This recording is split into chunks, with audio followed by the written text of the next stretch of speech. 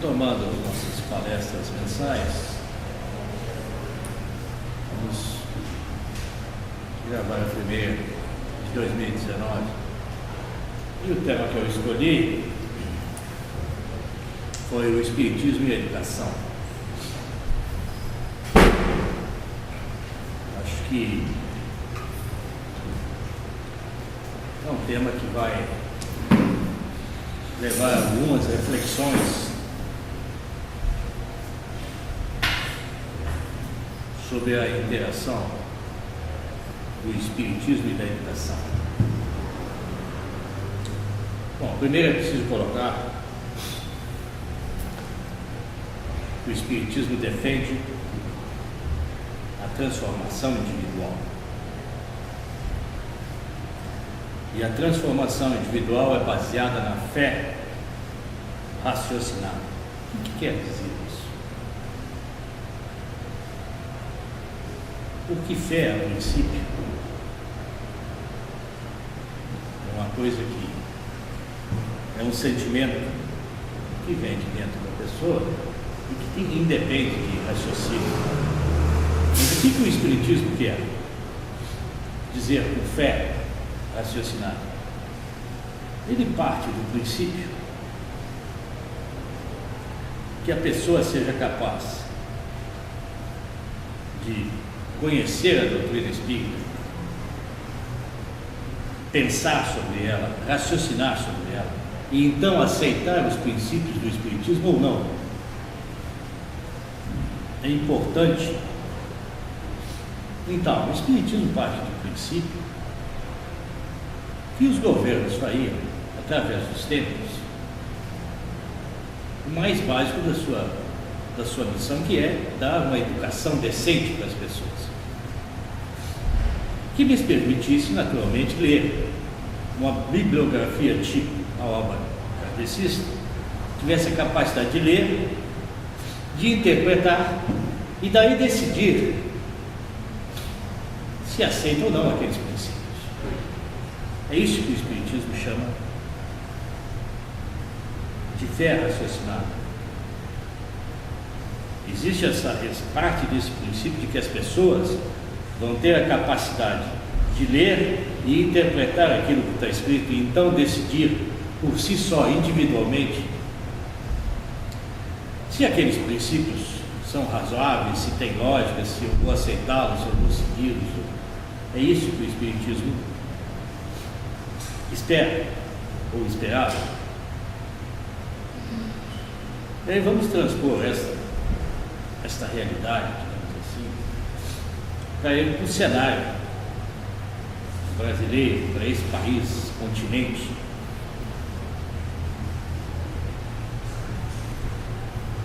Só voltando um pouco,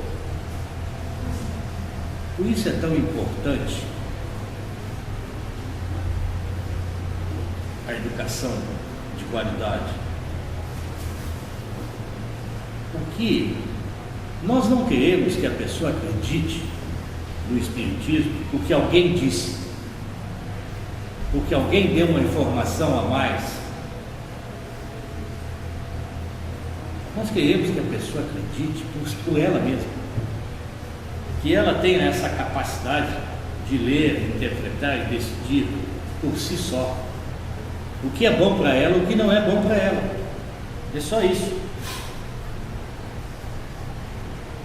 E eu vejo com bastante preocupação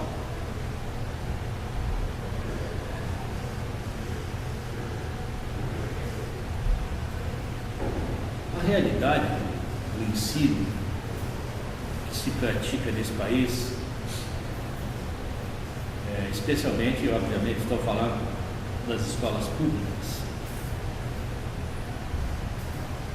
onde hoje as crianças terminam o primeiro grau,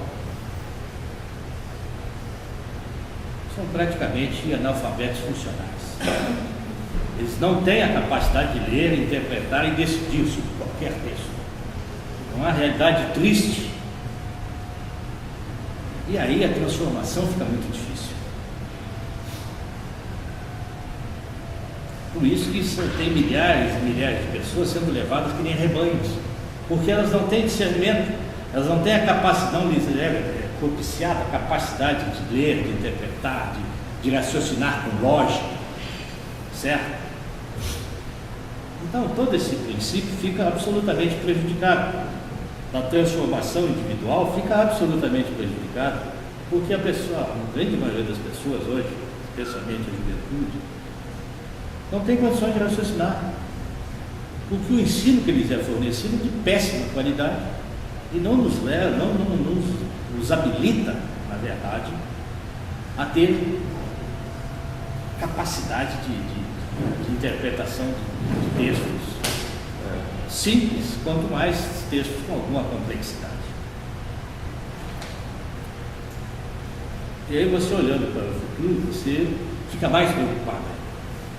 Porque qualquer governo, para ele ser minimamente decente, para ele ter o mínimo de respeito de quem quer que seja, ele tem que ter na educação, num país pobre como esse, ele tem que ter na educação a base do seu governo. Ele só tem que ter um objetivo: melhorar o nível da educação. Se começar hoje, daqui a 30, 40 anos, talvez cheguemos a um bom nível. Qualquer governo decente tem que ter como base a educação. Se não for assim, os governos não têm razão de existir. Para que o governo existe? Porque está na educação a base de uma série de coisas. Aí você sai muito mais barato você educar uma criança do que sustentar um presidiário. Mas esse país é uma coisa impressionante, certo? Eles preferem sustentar o presidiário do que investir na criança. E as coisas vão de mal a pior, cada vez pior. E os números pioram ano a ano.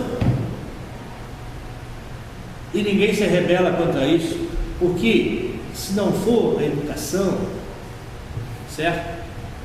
A base de qualquer governo desse país, o governo não tem razão de existir. Para que governo? Você para ficar nessa bagunça geral? Para quê? Para recolher impostos, para formar uma casta privilegiada? É para isso que existe o governo?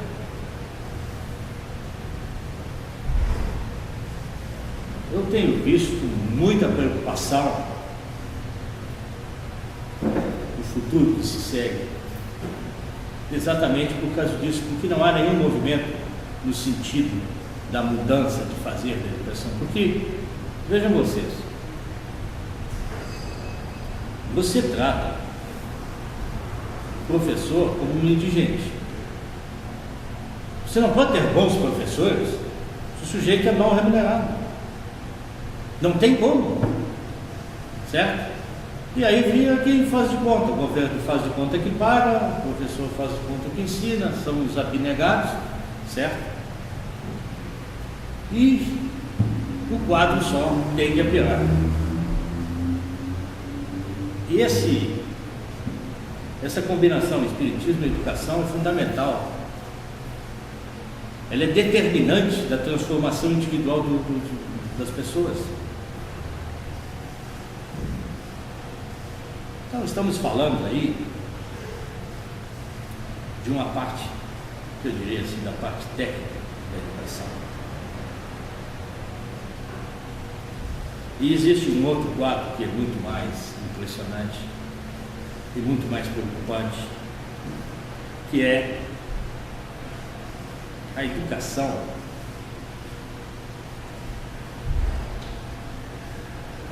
como valor ético e moral das crianças, que deve ser ministrado basicamente dentro da família. O que acontece hoje? Essas modernidades de terceiriza isso, terceiriza aquilo, terceiriza aquilo outro, as pessoas estão terceirizando a educação dos filhos. E estão terceirizando a educação dos filhos num ambiente absolutamente adverso. As pessoas estão confundindo tudo. Não existe nada que dê certo sem o mínimo.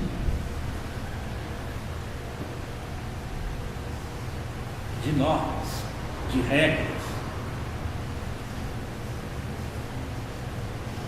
E o que se vê hoje é as famílias transferindo para a escola a educação dos filhos. Não é assim que funciona. Dentro de casa, a criança tem que sair para o colégio já com um manancial de disciplina, que ele jamais pensa em agredir o professor. As crianças hoje, aquilo que lhes é transmitido, na verdade, dá a impressão que eles tudo podem. Não tem disciplina em nenhum lugar do universo. Nenhum lugar do universo funciona se não tiver disciplina. E eu sempre comento aqui, por que o mundo espiritual funciona? Porque lá tem disciplina, certo? Estão querendo. Então nada pode, você não pode colocar o filho de castigo, você não pode dar uma palmada no filho, você não pode fazer isso, tudo é feio, tudo não sei o quê. Mas o filho agredir a professora pode. Ele brigar com a professora, xingar os seus colegas e tal. E aí o que você vai criar? Pessoas absolutamente sem noção. É isso que está acontecendo, certo? E aí você vê essas tragédias sucedendo aí, mas onde é que surgiu essa criança? Ou você acha que esse sujeito tinha disciplina? E quando eu falo que a solução para os problemas está dentro da família, certo? Eu não estou falando nenhuma coisa de outro mundo, isso é uma coisa óbvia. Se você não tem dentro da família a disciplina, o regramento necessário para a criança ter um comportamento decente, certo? Quando ela sair dali, certo? Ela vai se comportar mal. Ela vai se comportar mal no supermercado, no cinema, na escola, certo? No grupamento social, ela não vai ter um comportamento adequado. Por quê? Porque ninguém lhe disse o que é adequado. E tem certas coisas, e eu gostaria de fazer um apelo aos pais, especialmente aos jovens pais, que é o seguinte: se tornem pais mais antigos, conversa com seus filhos, deem atenção para os seus filhos. Filho não é um incômodo que você dá um aparelho eletrônico para ele brincar, para ele não ficar na sua volta. Filho, você tem que tratar com respeito, com educação.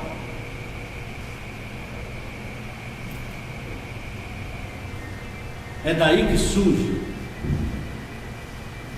a hierarquia, porque você vai conversando com seu filho, mostrar a ele aquilo que é certo e aquilo que é errado. Não é dando para ele um aparelho eletrônico para ele se distrair até ele dormir que você vai estar educando. Educar é outra coisa. Parece que depois, quando as tragédias se sucedem, e eu falo de tragédia não só desses assassinatos bárbaros, sem sentido, que isso é uma outra coisa, mas, por exemplo, o índice de adolescentes envolvidos com drogas, quando o pai se dá conta, o filho já está enterrado nas drogas. Por quê? Porque ele não prestou atenção no filho dele. Porque se você prestar atenção, é impossível você não ver nenhuma mudança de comportamento. Esse é o problema, certo? Tem um filho como um fardo, e aí depois vem o desespero: ah, meu filho está envolvido com droga, ele tem 14 anos, tem 15 anos, tem 16, escuto isso toda semana aqui: doutor, me ajude.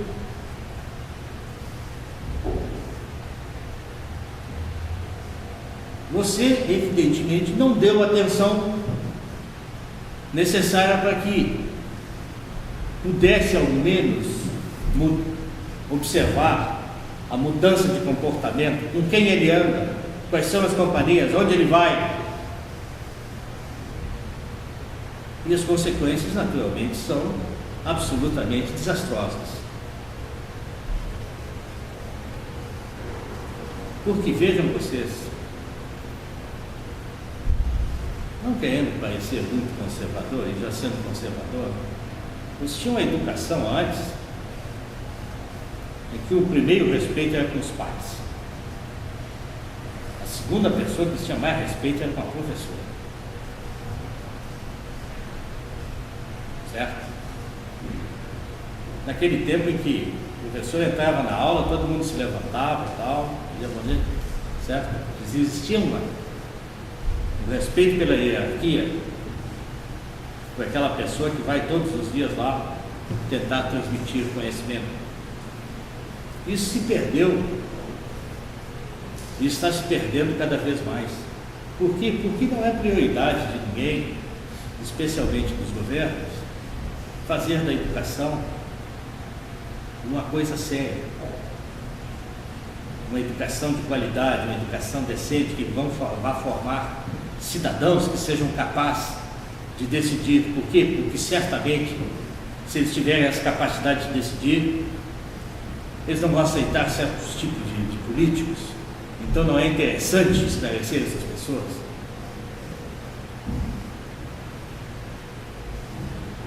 Mas oremos que possa haver uma mudança de rumo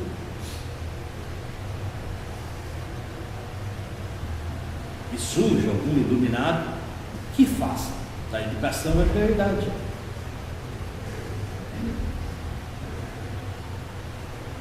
E os exemplos da transformação pela educação, dezenas pelo mundo afora. Dezenas.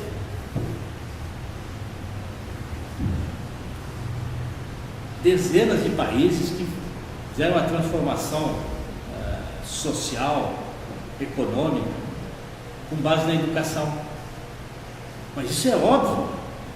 Isso não estou falando nenhuma novidade.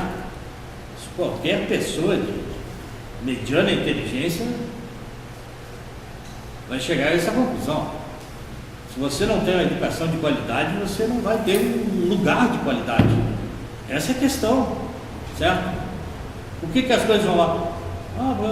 E você não vê ninguém discutindo isso, certo? Isso devia ser tema desses noticiários. Em vez deles ficarem falando de que tem um assassinato, 2 assassinatos, mata 60 mil pessoas nesse país por ano, certo? É um bom exemplo, provoque um exemplo. Existem bons exemplos, vamos puxar coisas boas. Não, é só tragédia, em cima de tragédia, noticiário ruim, não sei o quê. Aí falam que a coisa está ruim, mas não falam por que está ruim. Essa é a questão.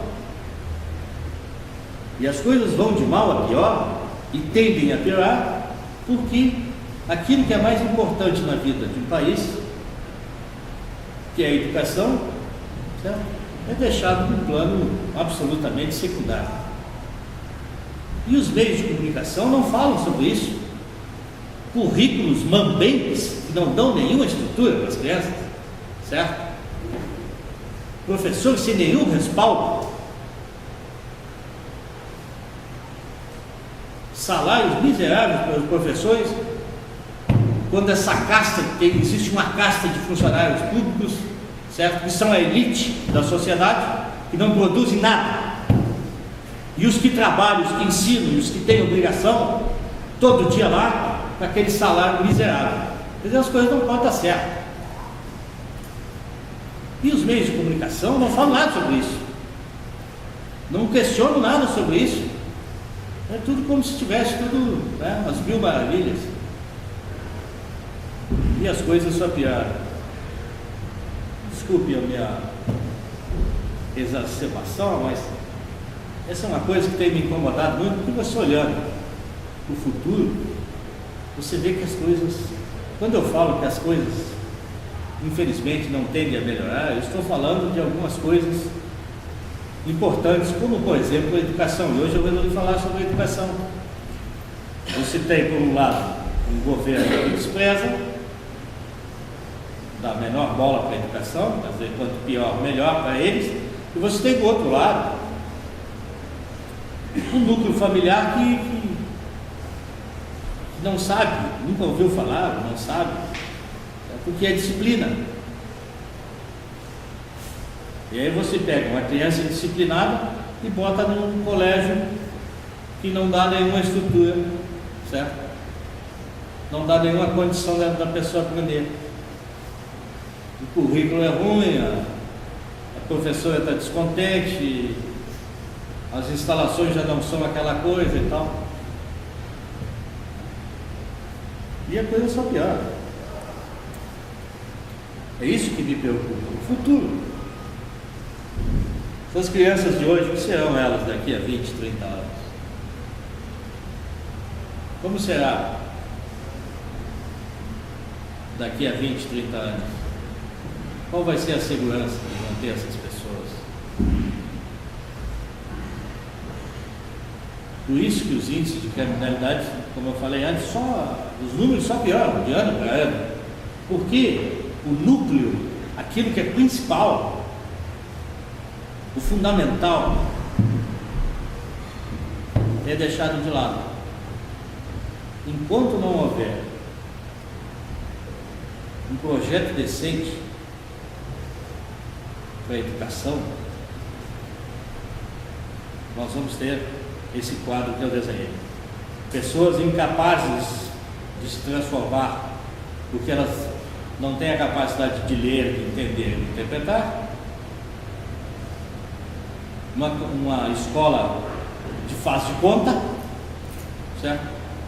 E um núcleo familiar cada vez mais desestruturado, ou seja, um quadro absolutamente preocupante. Mas oremos para que, como falei antes, surja algum ser iluminado que tenha como prioridade mudar esse estado de coisas e que as pessoas possam aí sim adquirir a condição de se transformar, porque elas entenderam aquilo que elas leram e elas fizeram opção com base no seu raciocínio lógico e decidiram que esta religião é boa, para mim esta me serve, essa tem lógica, essa me explica muitas coisas e tal. Mas é que a pessoa por si só, dela mesma, tenha condições de decidir o que é melhor para ela. Senão, permanece esse quadro, milhões de pessoas acreditando naquilo que lhes dizem, que usam através dos meios de comunicação, especialmente televisão e rádio, certo? O que é bom para ela? Como a pessoa não tem capacidade de usar, ela acredita naquilo. E o processo da verdadeira transformação também acaba ficando de lado por essa incapacidade de decidir por si só. Esperemos que as coisas venham a se transformar nos próximos anos, para que nós possamos ter alguma possibilidade de melhora desse país, desse continente e desse planeta. Muito obrigado.